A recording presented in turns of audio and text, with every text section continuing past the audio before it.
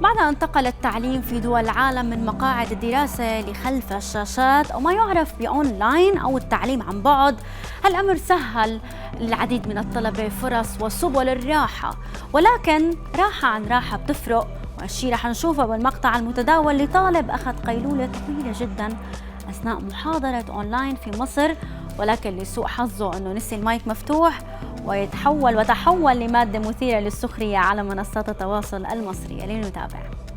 في صوت كده يا جماعة. دكتور بعد اذنك يا دكتور، ممكن يكون في حد ساب الميكروفون تقريبا او قام غصب عنه ولا حاجه؟ ده نام ده ولا ايه؟ ده نام؟ نام؟ في حد نام؟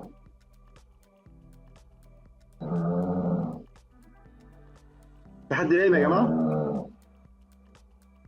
هو تقريبا في حد نام يا دكتور. يا نهار ابيض، ده كويس جدا والله.